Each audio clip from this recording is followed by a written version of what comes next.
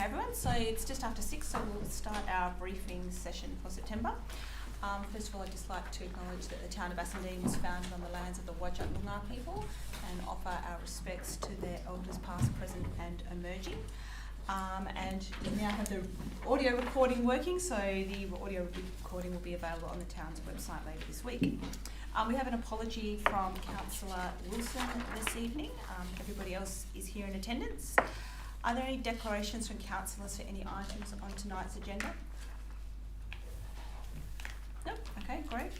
We'll move on to item 4 then, which is announcements, and I do have a sad announcement for this evening. So some of you would have heard that Tina Klein passed away over the weekend. She was a very prominent figure in our community and well known to many in Bassendean. So I just want to go through a few of the ways that Tina contributed here in the town of Bassendean. So in addition to her other community roles, Tina served as a councillor from 1986, as a deputy mayor from 1989 to 1995, and again between 2001 and 2003, and as mayor from 2003 to 2009. Tina was honoured by the Lions Club in 2005 for her commitment to our community. She was further honoured with an Order of Australia Medal in 2010 for services to local government and the community of Bassendean. In 2011, she was awarded a life membership to the Bassendean Senior Citizens Association and was inducted in the West Australian Women's Hall of Fame in 2011. So it's very clear that Tina's life was characterised by dedication and service to her community, and she'll be forever remembered for her significant contribution and commitment to community service in the town of Bassendean. And so on behalf of the town, I'd just like to offer our sincere condolences to Tina's husband, Jan, and her family. Moving on from there, it is public question time, which we have nobody in attendance this evening, and I don't believe we've received any online. Same with deputation, so we'll go straight on to the reports for tonight's agenda. So item 7.1 is the JDAP Joint Development Assessment Panel application for the aged care facility on Hamilton Street. Would you like to speak to this agenda item? Only briefly. I suppose Council's being asked to consider a proposal to redevelop a key site on Old Perth Road within the Bassendean Town Centre. The proposal, as you can see from the report, involves a 4-storey mixed-use development comprised of an aged care facility, 260 square metres of commercial floor space and 49 car parking bays. Due to the value of the proposal, it's required to be determined by the Development Assessment Panel. But Council has the opportunity to consider the matter before it's formally determined by that panel in October, and it's recommended that Council endorse the staff recommendation contained within the Responsible Authority report. Thank you. Would you be able to, just for everyone's benefit, clarify some of the differences between this particular application and the previous one that was approved by JDAP? Broadly, it's very similar. This one has a reduction in height from 5 storeys to 4, which is the main change, and it's a very slight increase in the commercial floor space. But broadly, from an aesthetic point of view, looks largely the same, apart from it being a lower scale. Great, thank you very much. Are there any questions from councillors on this application? Councillor Hamilton? Okay. Well, firstly, it's just a comment, I think, on page 2 of the attachment. Of the RAR?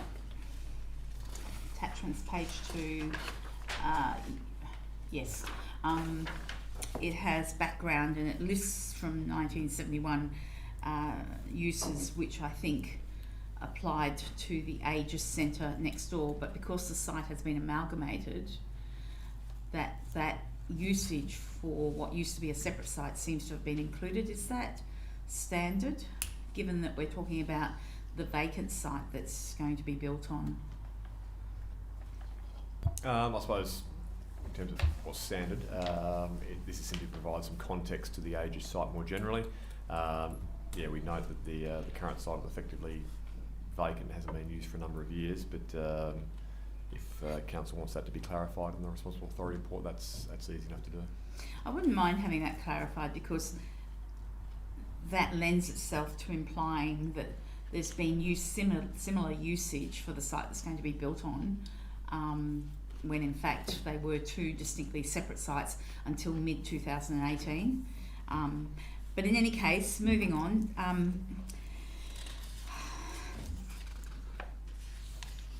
I do have a question on page 4. It refers to Local Planning Scheme 10, and there's a whole heap of criteria there that relate to permissible land use, what is appropriate for a town centre development, blah blah blah. I'm curious, and this question is probably just asking you to speculate, but isn't the removal of the 18 dwellings inconsistent with the town centre criteria for activating the area? Because clearly turning it into solely a centre that has high level aged care, and removing the residential component, it doesn't really activate the main street of Old Perth Road. And I do note that there is 3 commercial premises in the plans, but they're a very small percentage of the actual whole development. So I'm just asking the officers if you see any inconsistency between clearly what was the previous plan, which had residential, which would activate the area somewhat, compared to these current plans. No, the short answer would be that we're not, and the JAC will not be assessing this application against the last application. It will be assessing this application on its own individual merits as a fresh application. So compared to what the site currently accommodates, I would say this proposal, which is the one we have on the table, will certainly activate the town centre in a more significant way than the status quo. So if you look at clause 3.2.3 of the Local Planning Scheme 10, providing the following objectives of the town centre zone. Point A says to promote, facilitate and strengthen the town centre zone as the principal focus of the district in terms of shopping, professional, administrative, cultural, entertainment and other business activities. Then you go on to point B, 1 and 2, recognise traditional Main Street pedestrian-based commercial retail west of Wilson Street, civic drive-by commercial and town centre living use between Wilson and Whitfield Streets. Point C says to accommodate a diversity of commercial, cultural and residential facilities. So Kath, what are you asking? Well, it seems to me that it's not a listed use for the site, so there is discretion whether council approves something like this, and I'm trying to actually get my head around the contrast between what would make an active town centre, what type of development would make an active town centre, as opposed to this one. I think Mr Gibson has something to add there. I think we just need to be very clear, council is not approving anything. Right. Council is given the opportunity to provide a recommendation to the panel, and the panel will determine it. I think she understands that she's Incorrect using the wrong language. terminology. Apologies for that. You are 100% correct. So Kath, I don't think that's a question that Mr Gibson can answer for you. He's given us his recommendation. And does anybody else have any questions on the application? I just have one query. In your report, it refers to a total of 136 beds existing and proposed. The existing development already has beds in it, doesn't it? This is really out of interest, really. I'm just thinking it might be 136 new beds.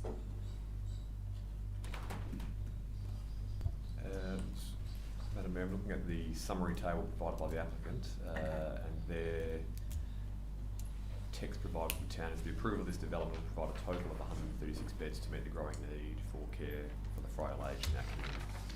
Okay. It's just in the report where it says the proposal includes a 4-storey mixed-use development, and then it goes through with the number of beds on each level. I'm imagining from what you've just said then that some of them are already in existence there. They've just added them together. Am I making sense? I understand those to be new beds, but we can provide clarification. No, that's okay. Just, yep. Yeah. Any other questions? Councillor Hamilton? Okay. Page 9, conditions, point 2. I'm just curious because my understanding is normally development approvals of 2 years, but this one says 4 years. So is this because of the changes imposed by the state government with planning regulations? That's correct. So I suppose Okay. the Minister's issued a direction that approval will last longer due to the COVID situation. Okay, I do have another minor one. Page 11.16.2. In respect to the bins, I know that, and I possibly shouldn't refer to the previous application, but there was a stipulation that bin collection would be from the side street, not the main street, Old Perth Road. And I just want to clarify that that is still going to happen. I suppose recommended condition 16 calls for a waste management plan, so that would obviously need to be negotiated with the town and approved by the town prior to the occupation of the premises. So the specific arrangements would need to be agreed with the town, probably with Phil's team and Jeremy's team. So we're not seeking to limit that as part of this condition, but simply require a waste management plan to the town's satisfaction. Okay. I don't think there was any problems with them accepting that last time.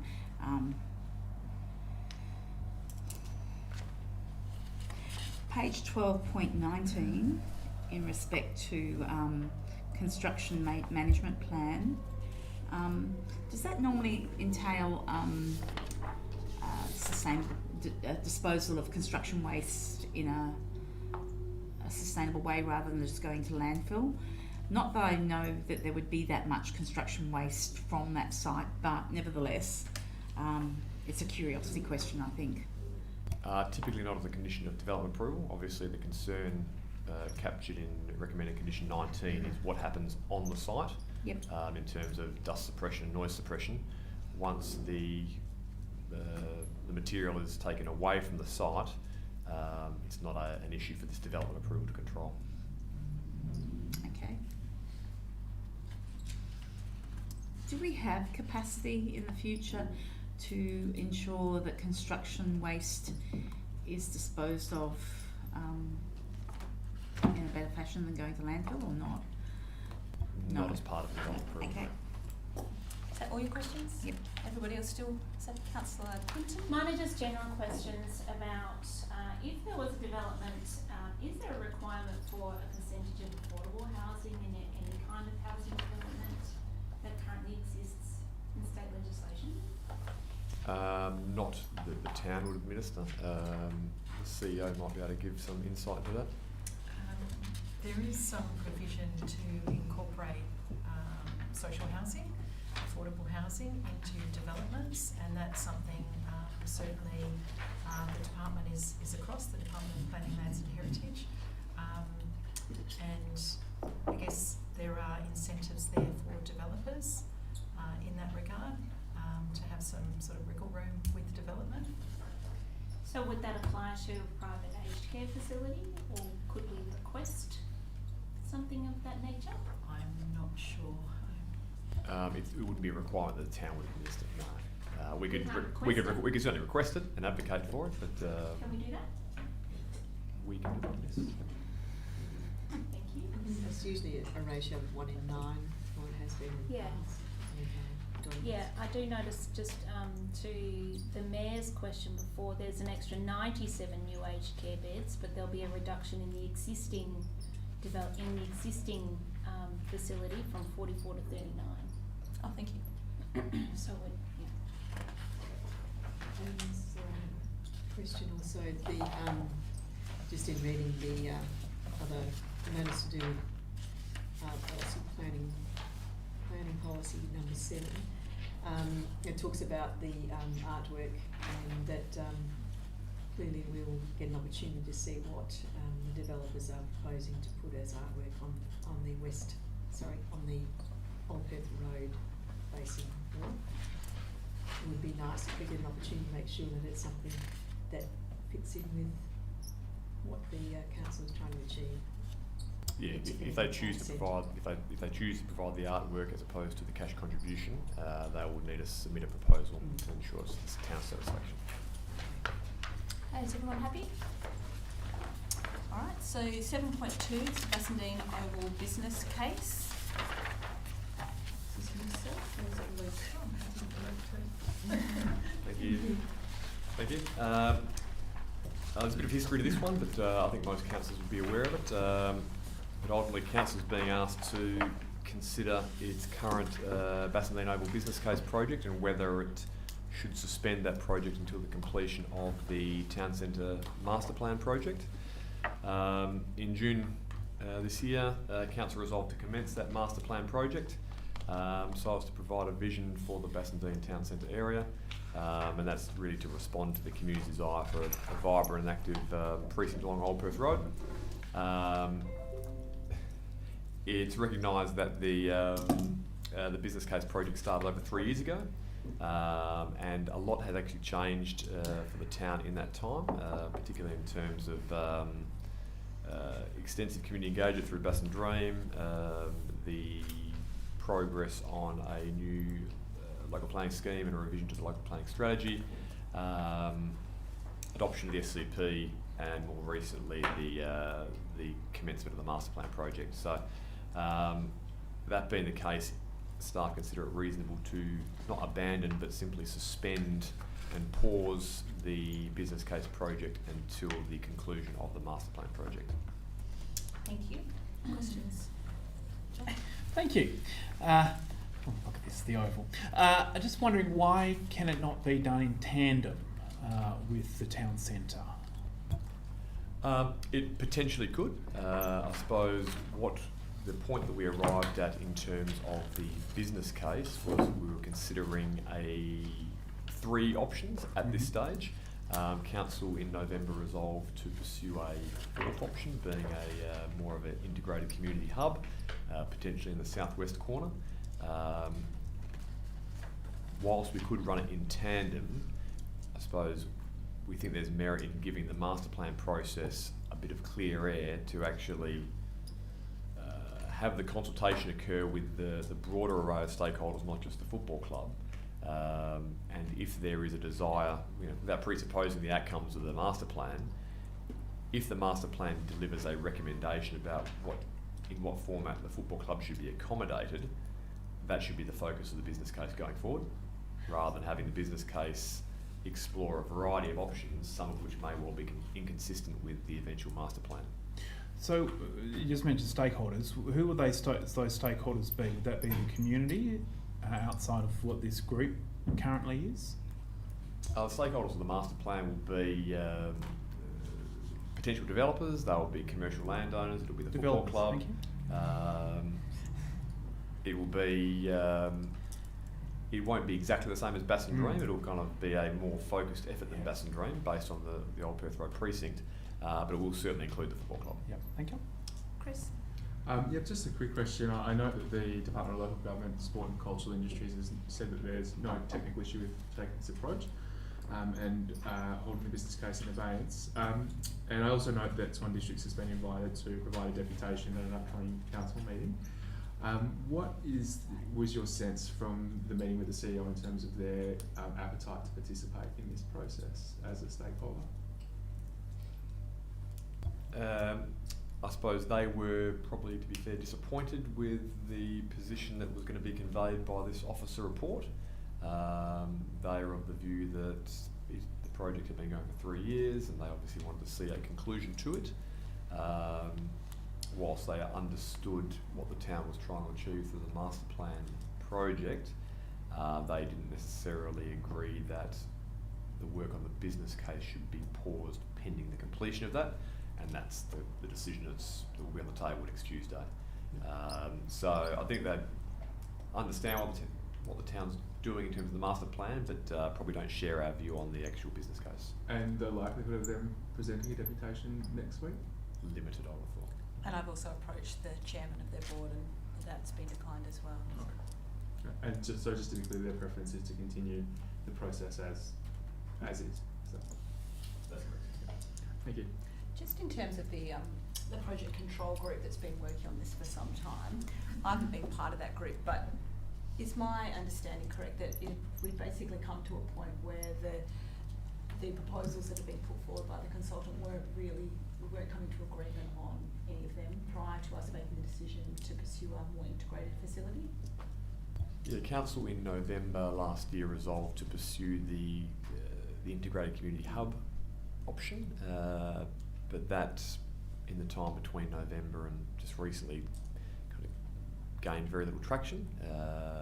Obviously the football club's preference was for something else, so it did reach a bit of an impasse, which is one of the reasons we think there would be value in letting the master plan process run its course and letting the recommendations and outcomes of that process effectively inform a subsequent business case project.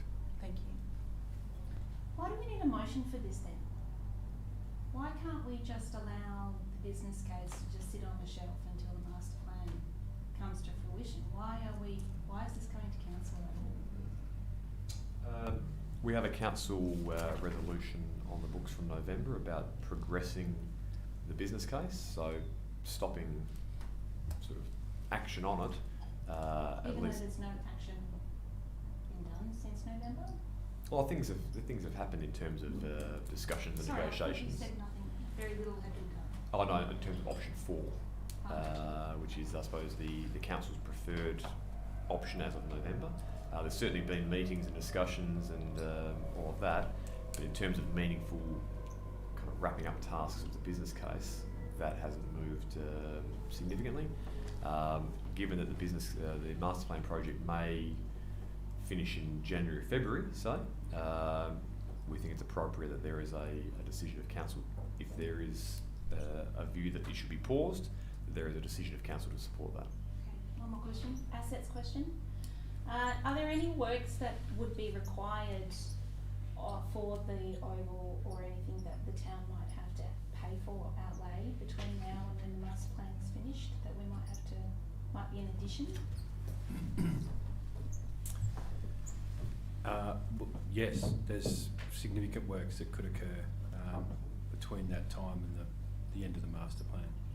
But just to clarify, those Including- works aren't as a result of, they would still need to be done even if we had a master plan True. finalised, because we wouldn't have plans or funding or to deliver on that plan at Yeah. that stage. Yeah. Because is your question more around if we pause it, are we spending money unnecessarily in the interim? Yes. Yeah. No, we wouldn't be spending money unnecessarily. Okay, thanks.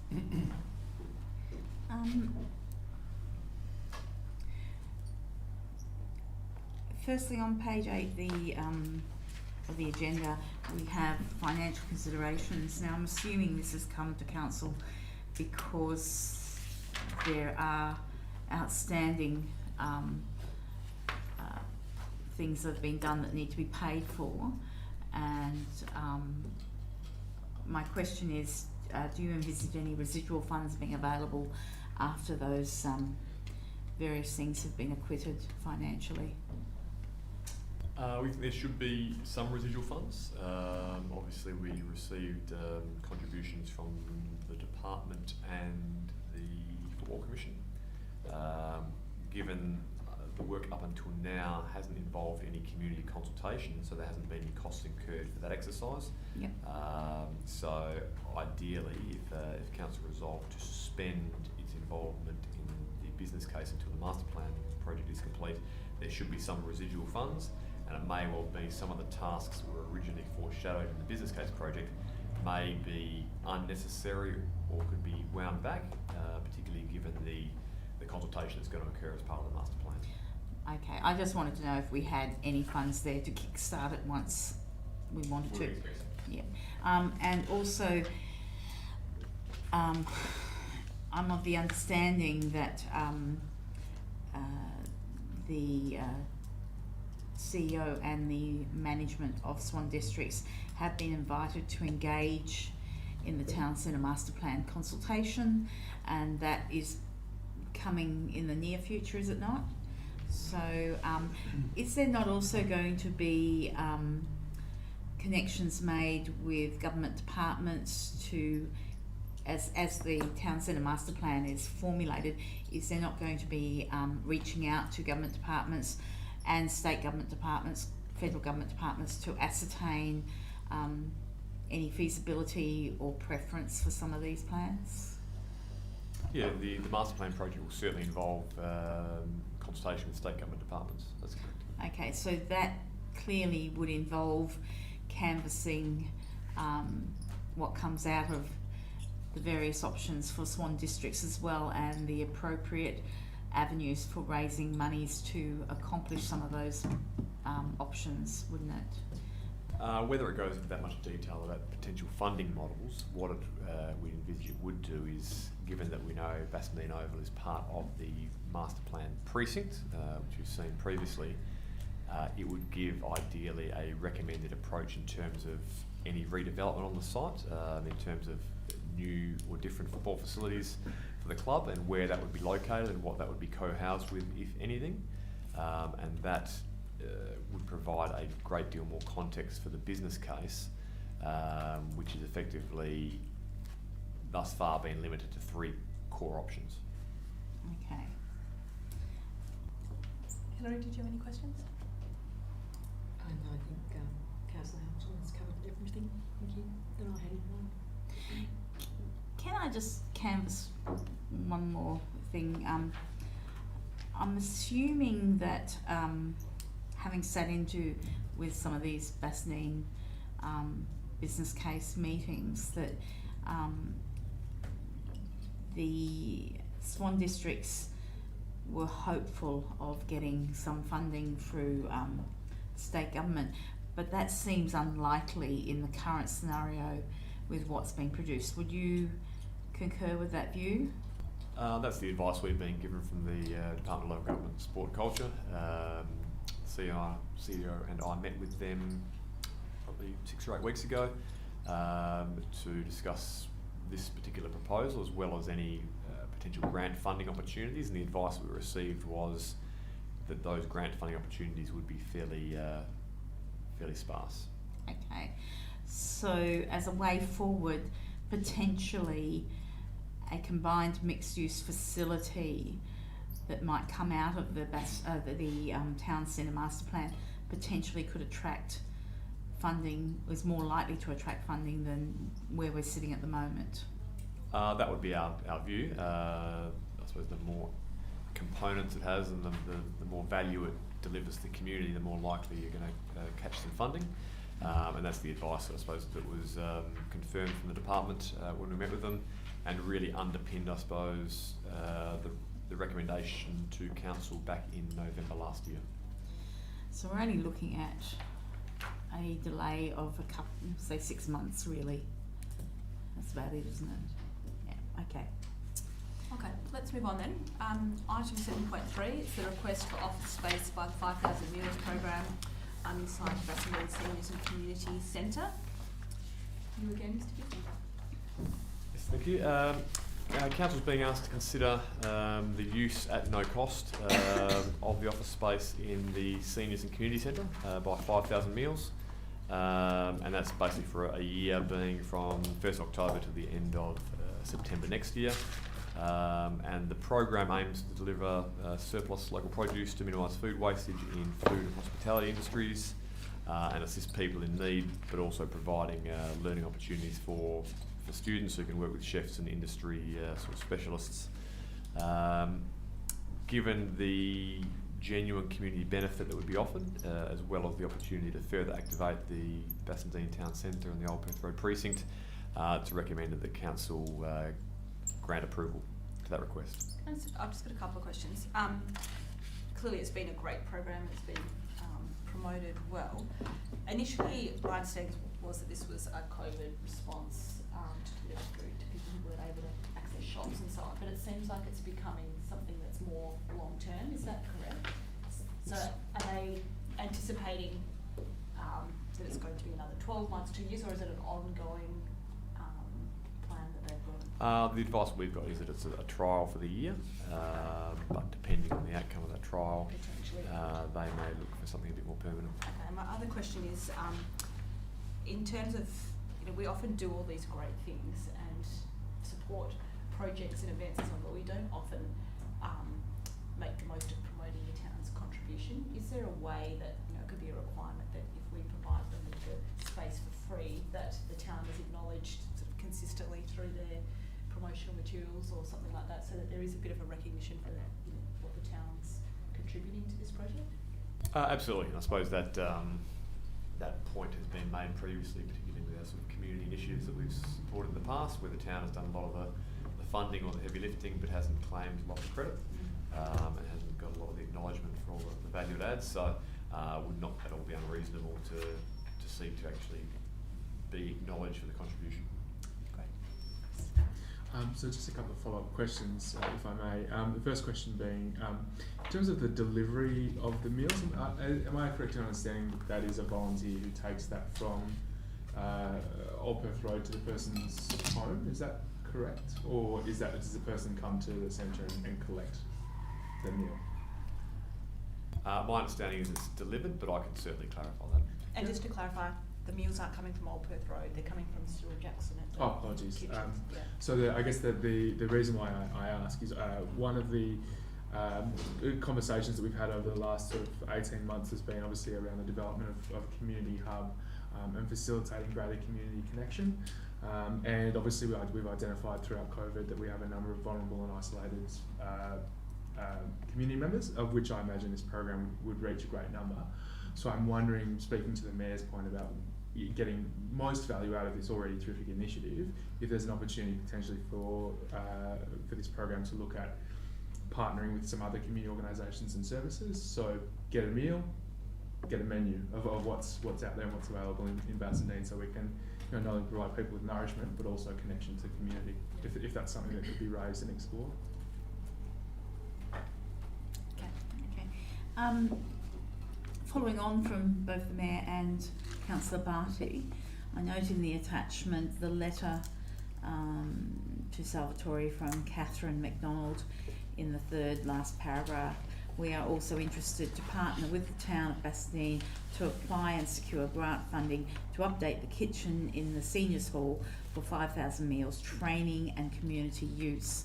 Now, that particular sentence is not actually reflected in the officer's recommendation, and I'd be very happy to see some reference to that in the officer's recommendation if that's possible, because that definitely promises a benefit to our community, and I'd really like to see that eventuate. So I don't know if you would look at that perhaps over the next week before we go to the OCM.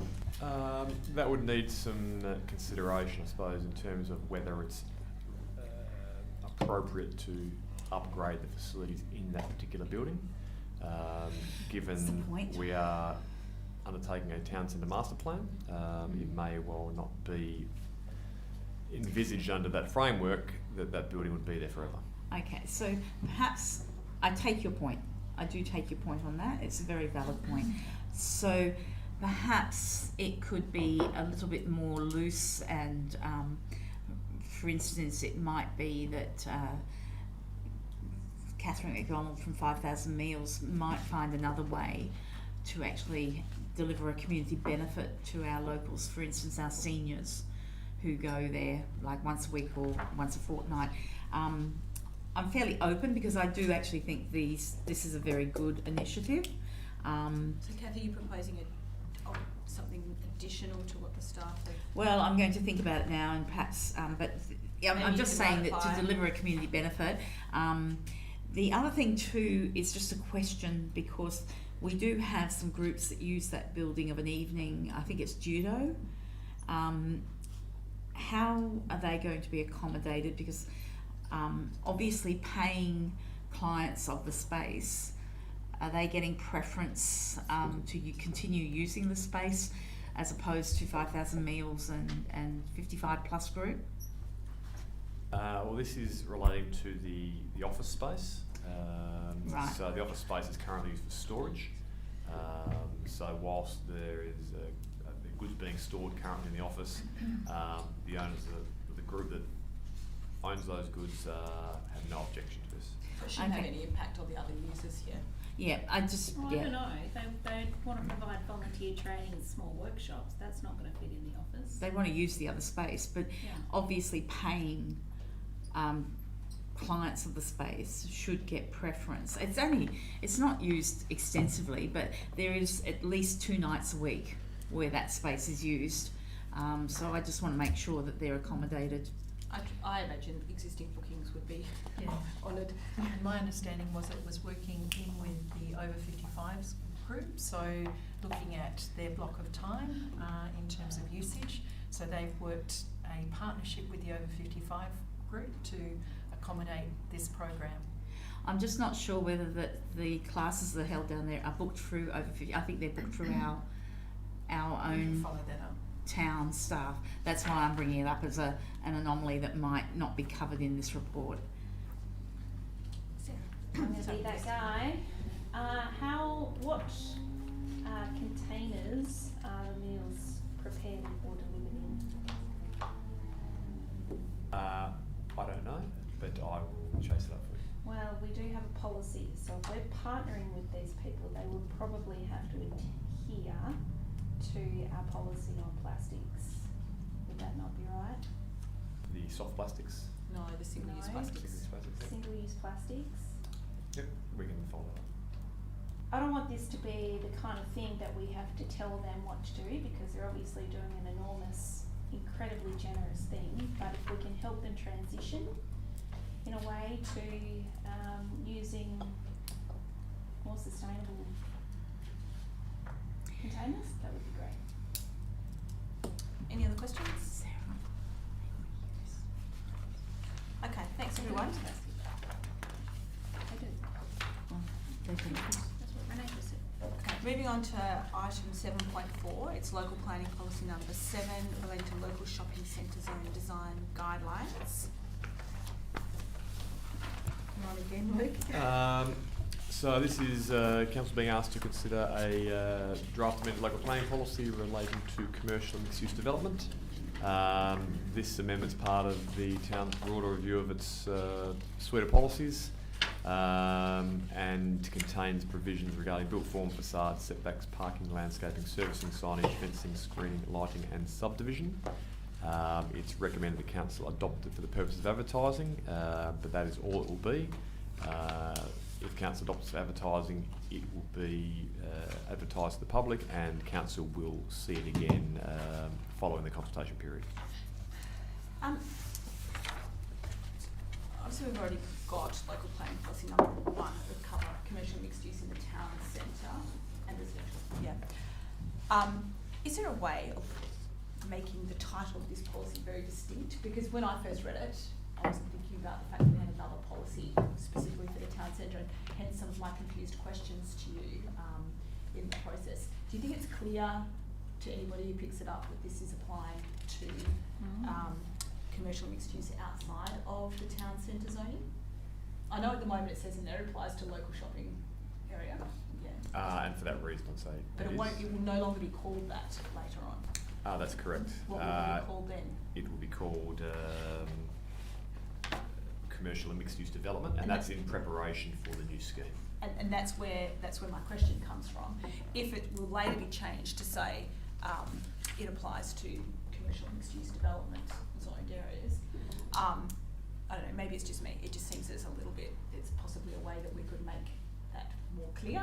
And if you have local planning policy number 1 next to it, it is very clear, but otherwise, I don't know, probably not making any sense.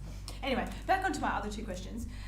In the policy statement, it talks about supporting the development of high quality, vibrant commercial mixed-use centres that provide economic and social benefits. Is there a reason why we didn't put that we wanted environmental benefits from these policies as well? It's not a conscious oversight, and that's we can look at that. Yeah.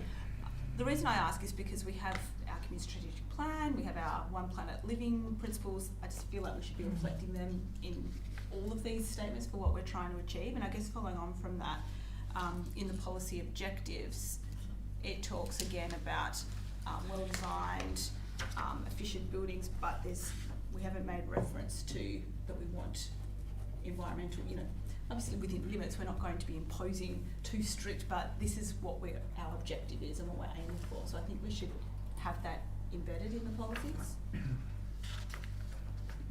Just a comment there, that is already reflected in the JDAP application that we've just been looking at earlier, which covers off exactly the sorts of things that you've just been raising. So it would be consistent. Yeah. Any other questions?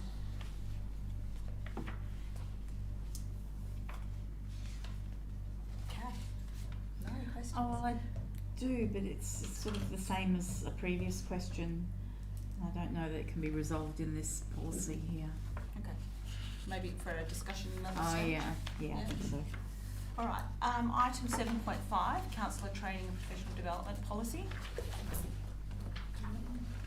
Thanks. So this is a new requirement under the Local Government Act, which requires a local government to prepare and adopt a policy in relation to the continuing professional development of council members.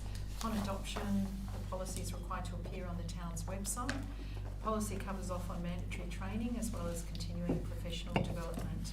The Act also requires the creation of a training register, which is now on the town's website.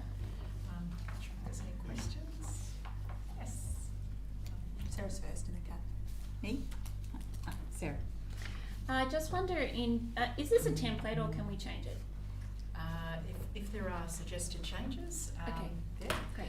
There is no sort of model template by Welga at this stage because it is a new requirement. Okay. So there's only a couple of other councils that have developed it, and Libby, as part of her research, looked at those councils, and Great. this is what we came up I with. just wonder in 2.2 if we might first make a requirement that if the meeting is available online, that should be sufficient for the elected member to do the professional development or training, should it be interstate, intrastate or overseas?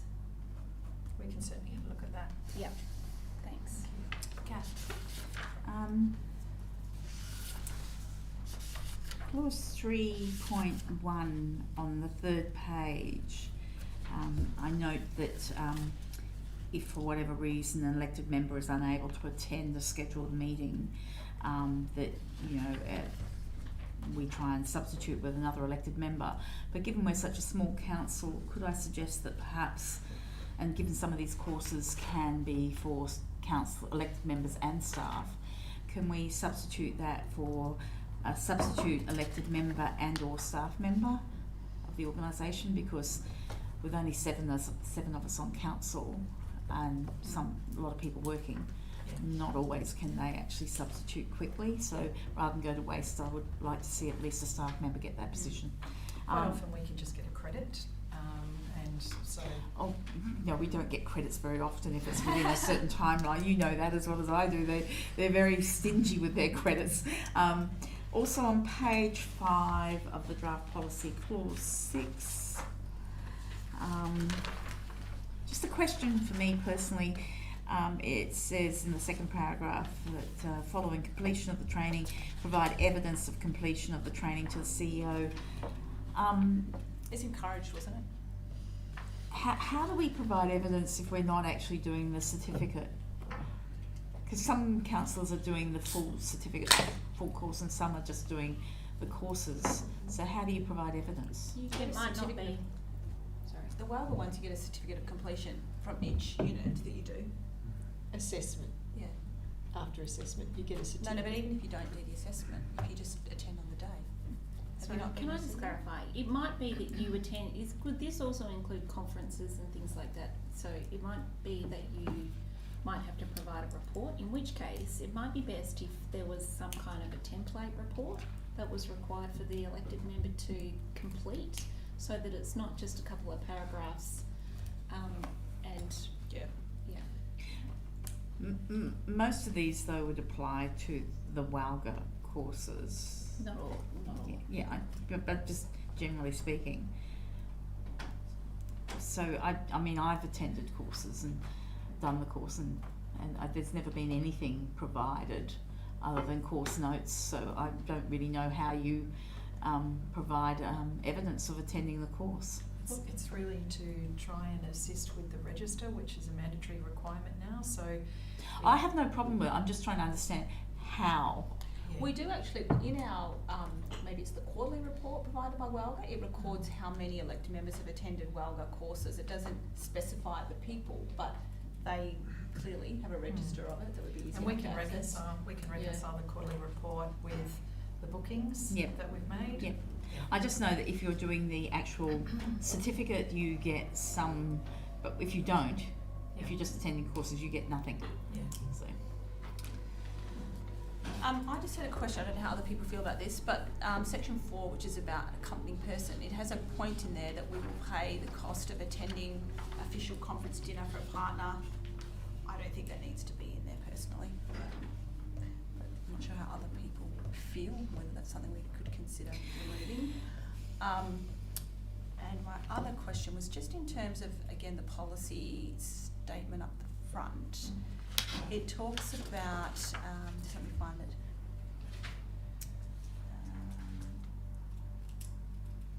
So they're all to be done by the elected member, No, that, why have we got that thing about the dinner in there then? person. Yep. Yep, the last line, the last paragraph.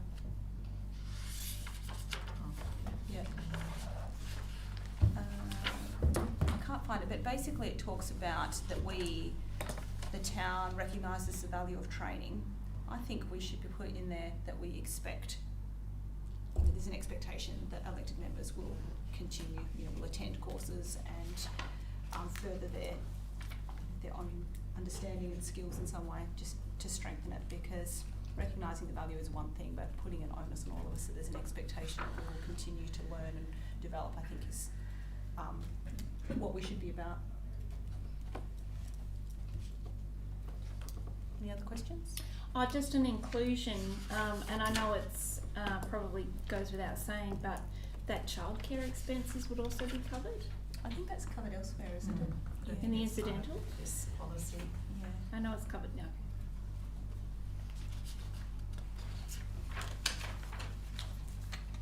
Okay, happy to move on. Mm-hmm. Item 7.6, appointment of the acting chief executive officer policy. Thank you. This is a new policy to address the appointment of an acting CEO when the CEO is on leave.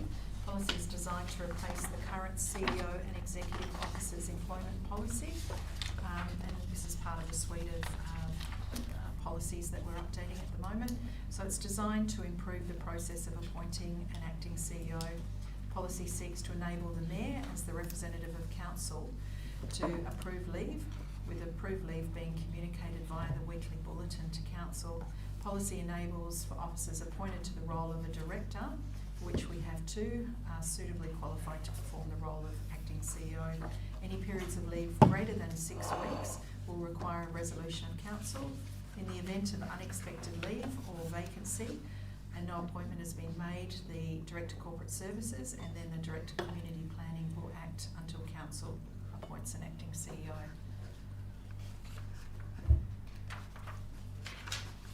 No questions?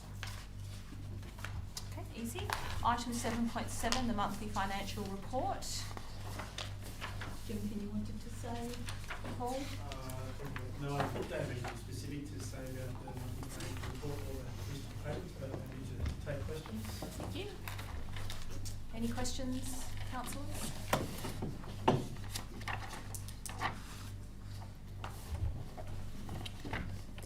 Okay. So we'll just go on to item 8. So Councillor Wilson isn't here, but we do have a notice of motion from Oh, him. sorry, Your Worship, did we miss 7.8? Well, we kind of did, but Paul just said that he was happy to take questions on either. Oh, Feel free yes. to ask your question though. Thank you very much. Okay, page 511, my favourite thing. EFT 41603, land care weed control. Various sites, application of weed control, $10,549.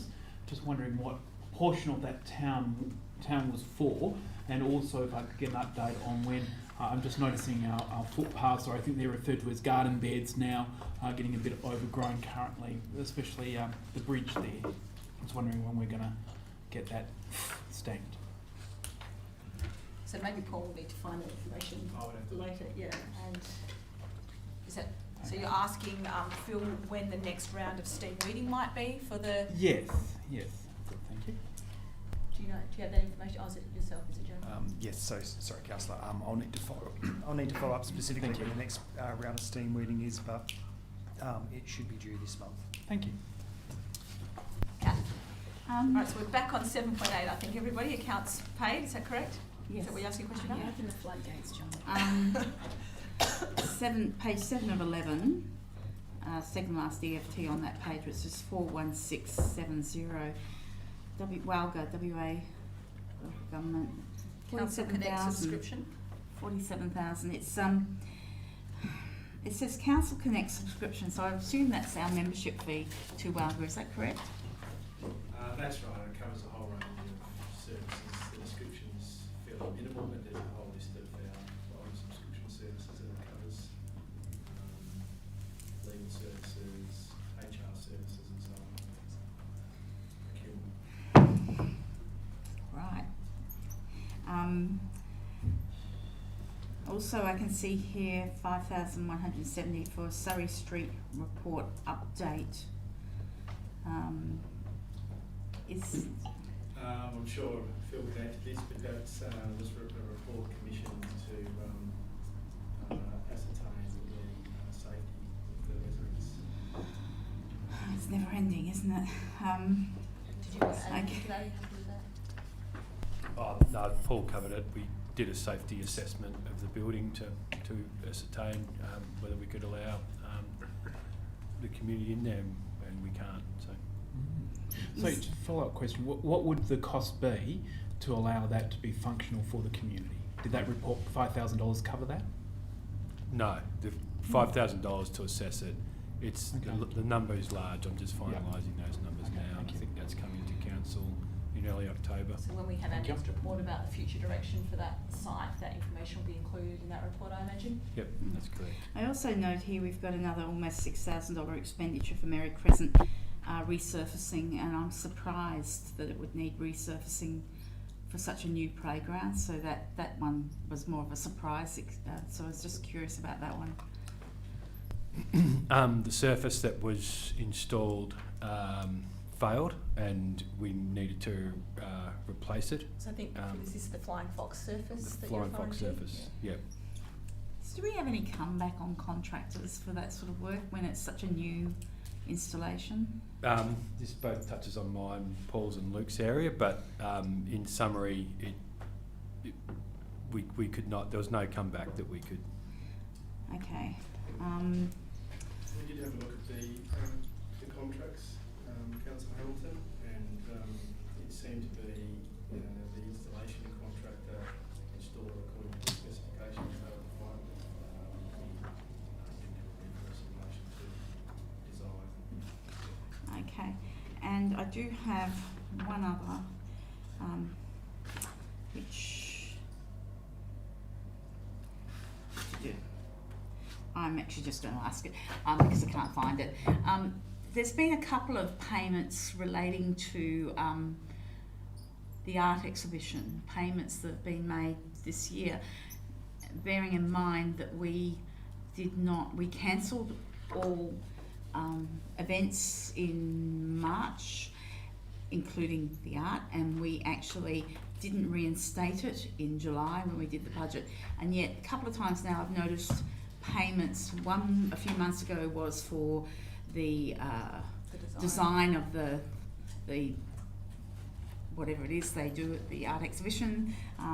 This other one is for some other stuff. So I'm curious about how it occurs that we end up with this expenditure for something that we determined in March was not going ahead. I'll have to take that on notice. Okay, that'll do it for me. Okay, everyone, if that's the questions on the accounts, the final thing is the notice of motion from Councillor Wilson relating to the differential rates workshop. So from the report and from discussions with our CEO, a workshop was already planned to discuss this, but there's the opportunity for us to potentially bring that forward if that's so desired. Is that correct? That's correct. Does anyone have any questions? Yes. Yes, thank you. Just a question. Last time this was proposed and implemented by council, I believe it left a deficit, and an opening deficit to the budget of either $80,000 or $90,000. Just wondering how that would not be repeated again. That's why we want that word. I think the deficit to the budget was because the budget was based on the fact that it was based on differential rates being included, and ultimately we weren't able to proceed with the implementation of differential rates. So the budget already had differential rates factored in, and we weren't able to proceed with the implementation of it. So I just have two further questions. So when we did it previously, the justifications that we used as a town were literally cut and paste from other local governments for their differential ratings. Will we have justifiable reasons that we can actually, because a lot of the residents ask, well, you're saying that my land attracts antisocial behaviour, what proof and evidence do you have of that? And of course, because we cut and paste from maybe the town of Victoria Park or somewhere that do differential ratings, would we be looking to make sure we have our own evidence-based differential rating? I think it's very important to get the statement of objects and reasons right, absolutely.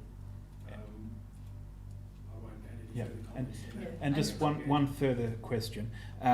Previously what we had as well, what I found, is a lot of people who purchased blocks and subdivided them, but due to the market, couldn't sell the blocks, were then impacted by this proposal.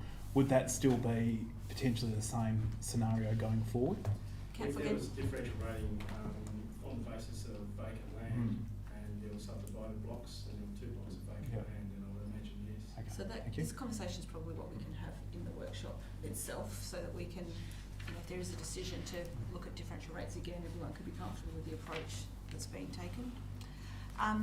Okay, so we've only got one more item, which is a confidential item. Do you mind just turning off the recording? Thanks, Paul.